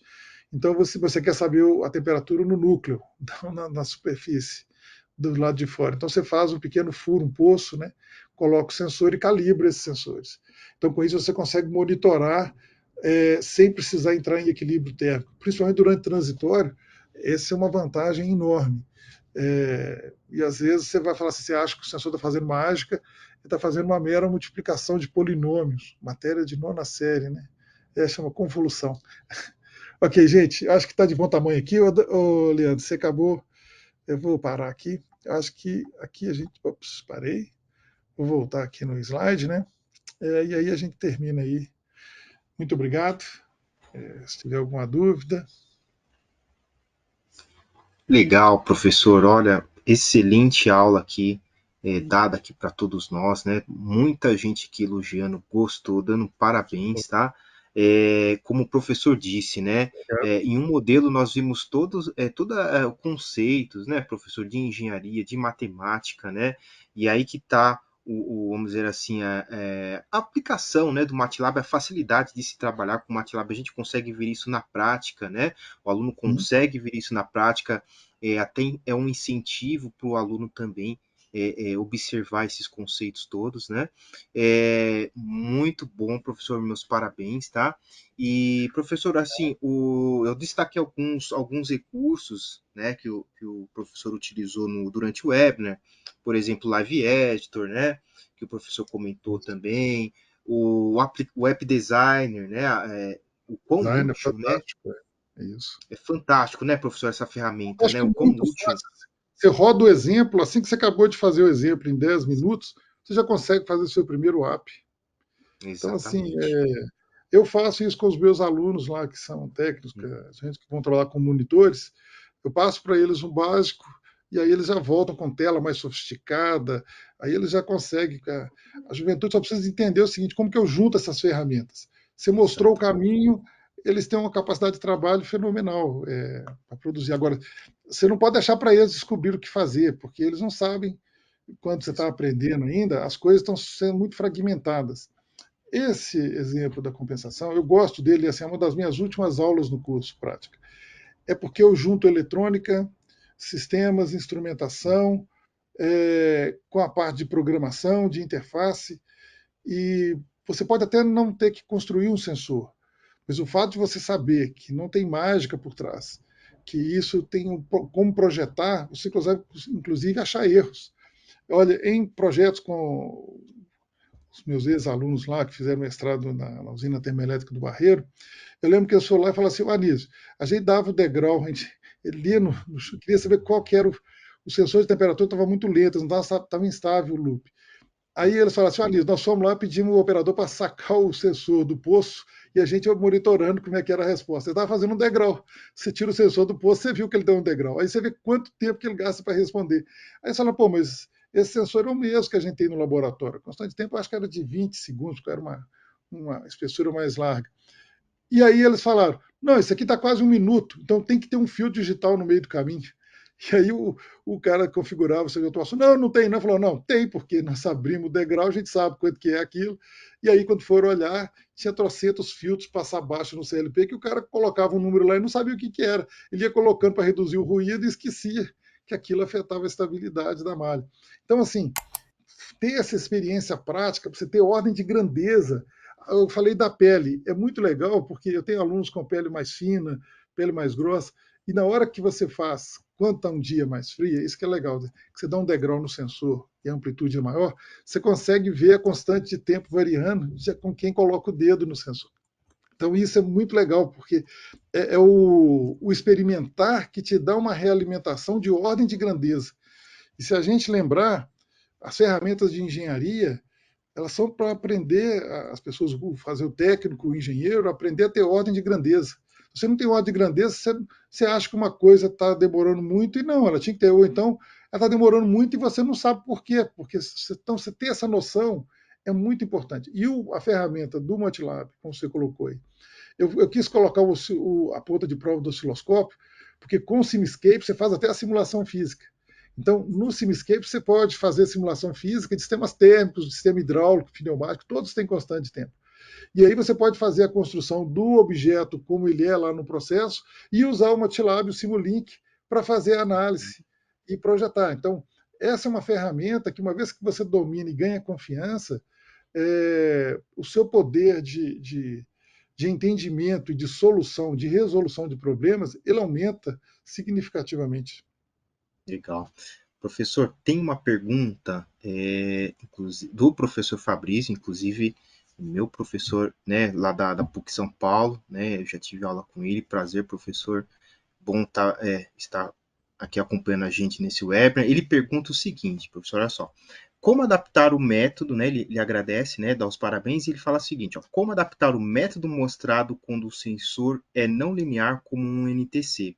Tem problemas de autoaquecimento e impedância significativa quando comparada com a do AD? Olha só, eu poderia ter usado um NTC para fazer o experimento aqui. NTC, quando a gente trabalhava só com a parte analógica, você tinha que dar um jeito de linearizar a faixa de operação, porque o NTC ele tem uma resposta exponencial. Mas se você escolher uma faixa pequena de temperatura, naquela faixa você pode linearizar. Então, a primeira coisa que você faz com o NTC é calibrar ele. Isso era antigamente, você tinha que projetar um circuito com amplificador operacional, a gente usava um circuito paralelo para linearizar isso. Aí você acabava reduzindo a sensibilidade para linearizar a exponencial. Hoje em dia, eu tenho até uma nota de aula que eu faço com o Arduino. Se tiver interesse, eu posso mostrar. Com o Arduino Uno. O Arduino Uno é muito bom para medir resistência. O ESP aqui, você tem que fazer outras coisas para poder ficar na faixa linear do circuito, mas tem jeito também. Mas o legal é o seguinte, você faz o NTC, e o NTC ele tem a curva de Stroll-Hall, acho que é Stroll-Hall mesmo, que uma série de logaritmos, você tem acho que 3 termos que você lineariza. Então, você consegue fazer essa conta no microcontrolador que lineariza o NTC, porque você faz a curva exponencial. Então, uma vez que linearizou, você calibra o NTC para a temperatura e ficou linear. Fica linear numa faixa muito ampla. Tá certo? Inclusive nos veículos hoje, você olha o sensor de temperatura, é tudo NTC, porque isso custa R$ 2, R$ 3. É verdade, assim, se você for comprar o NTC de uma ventoinha, eles te cobram R$ 150 quase. Mas é mais pelo plástico do que pelo NTC. Tá certo? Se o plástico não derreter, você pode tirar ele, comprar um outro NTC e colocar no lugar que você faz. Mas assim, então você lineariza muito fácil essa curva. Aí tem uma parte de calibração, a gente é uma aula.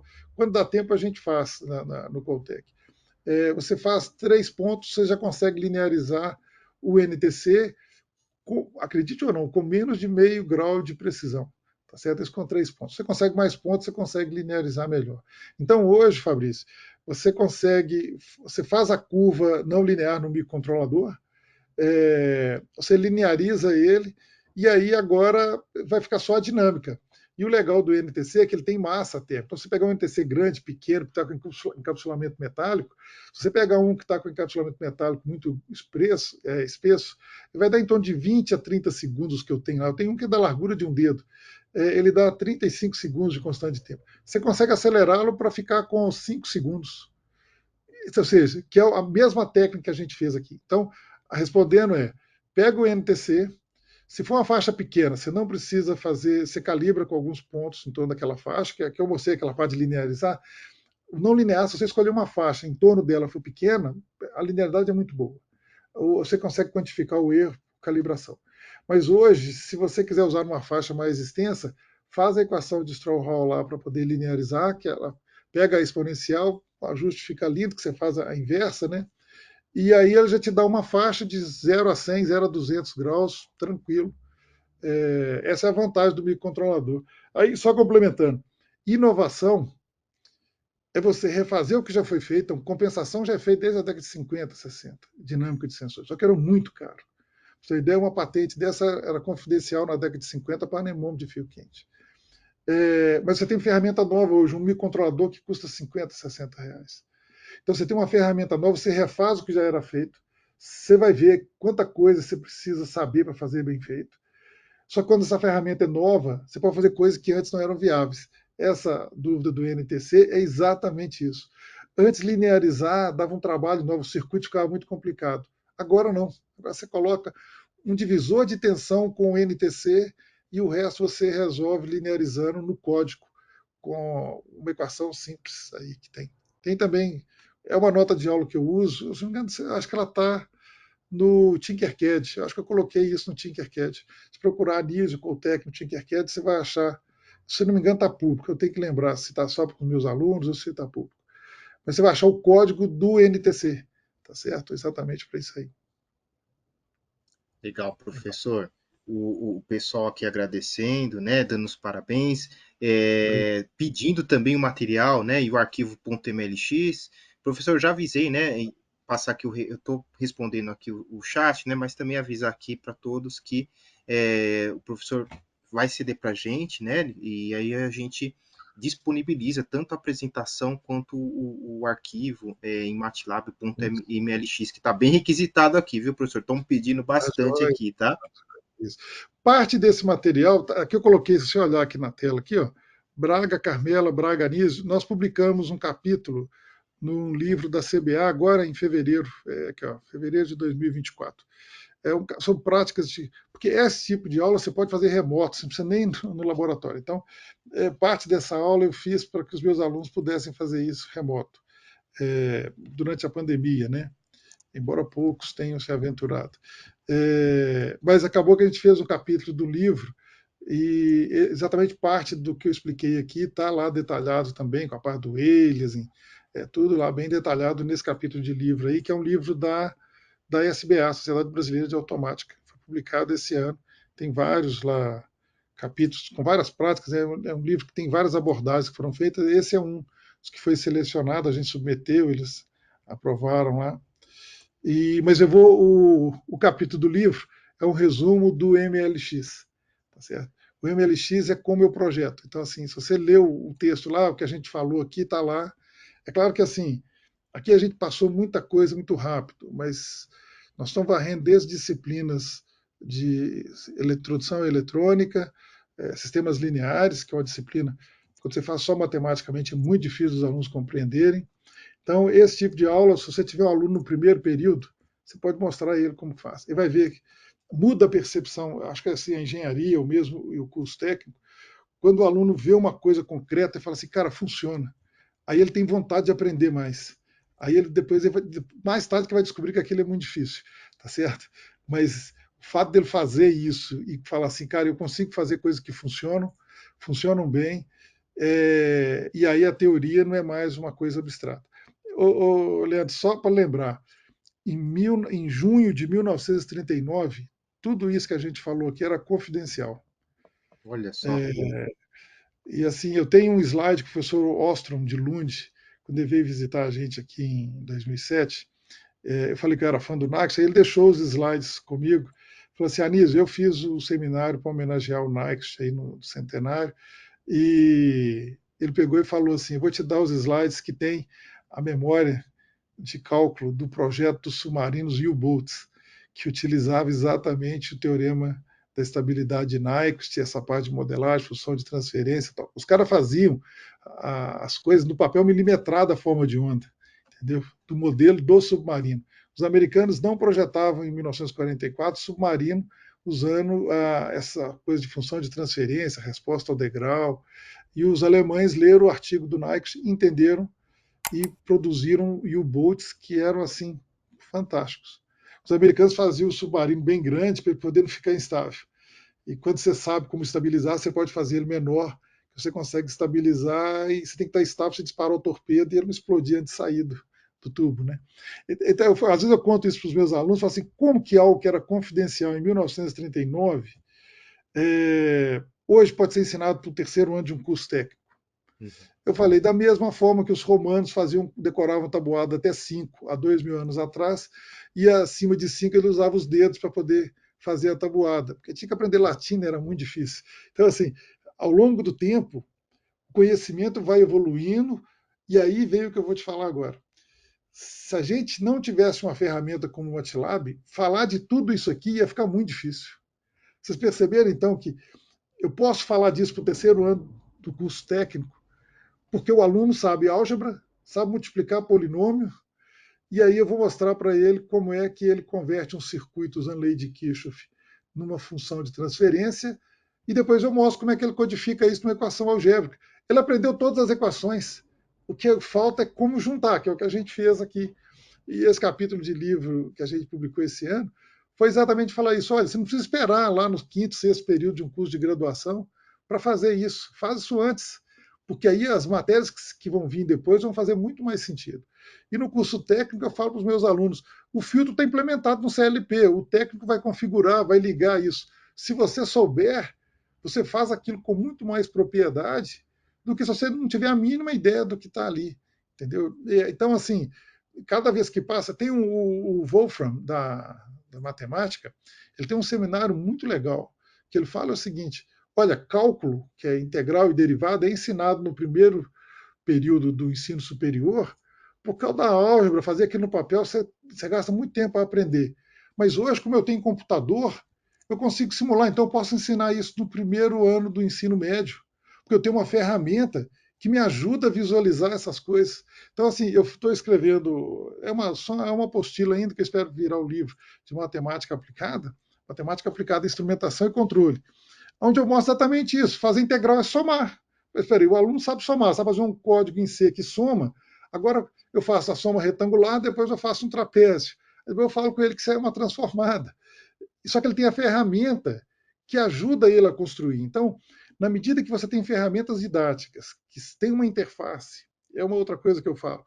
A ferramenta de software ela não pode ser um problema em si, ela tem que ser solução. Então, por exemplo, você vai ensinar isso em C, o Arduino, está tudo na mão, está em C lá, você pode usar Python. A questão é que a linguagem que você descreve isso, ela pode ser um problema em si.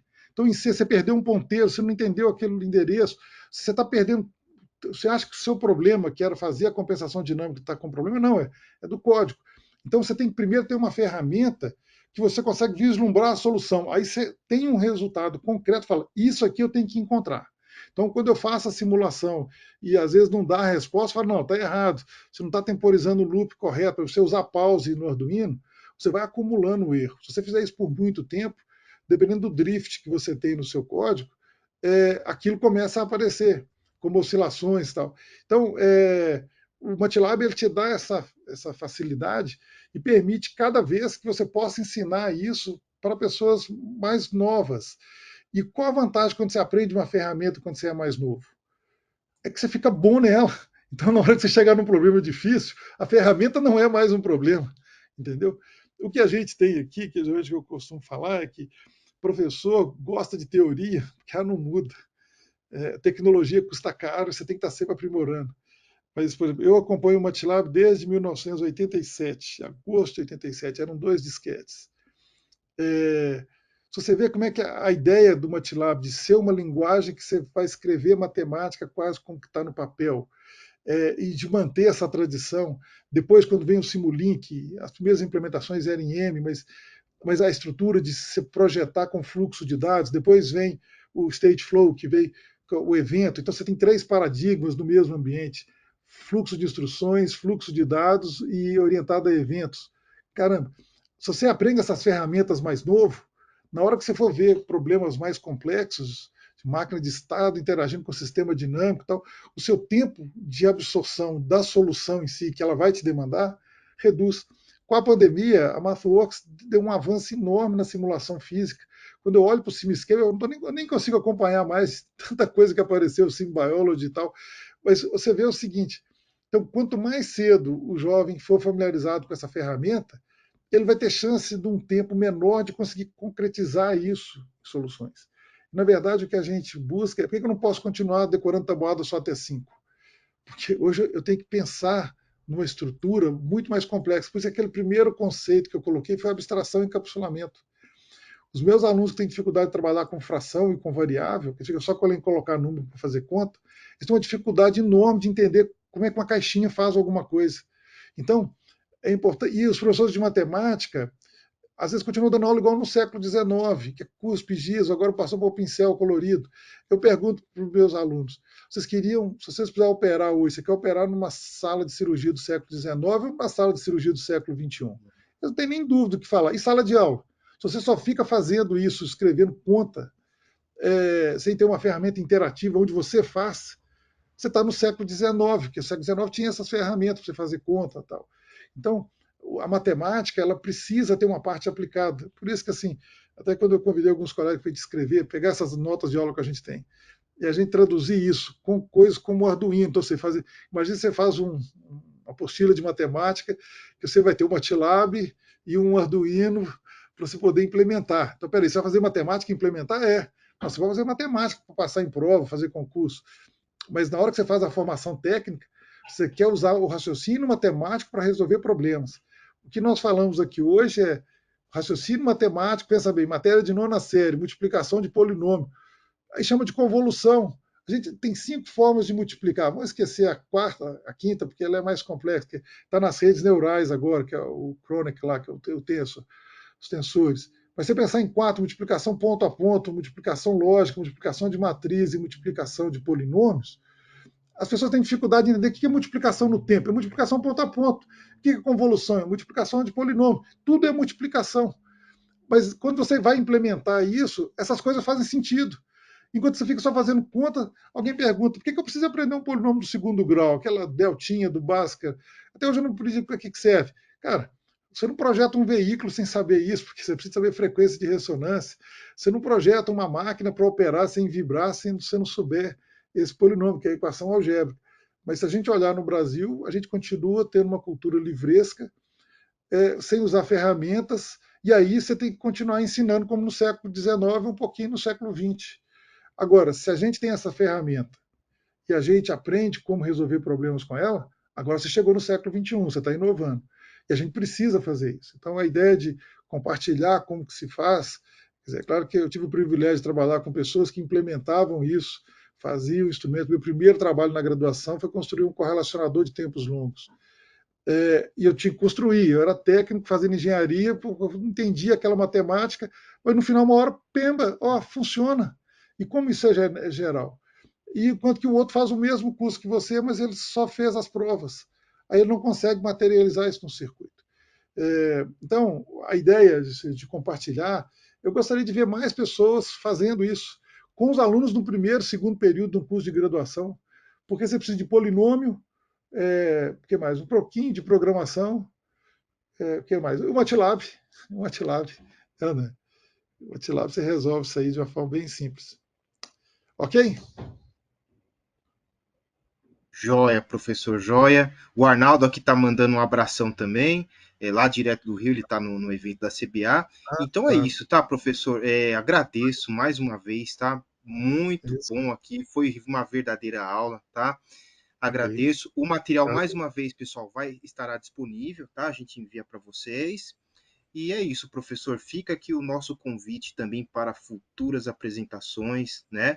Ideias aí que o professor tiver. Por favor, traga aqui para a gente. Esse espaço é para os professores, né? É para os pesquisadores também passarem aqui e mostrarem os seus trabalhos no MATLAB, tá bom?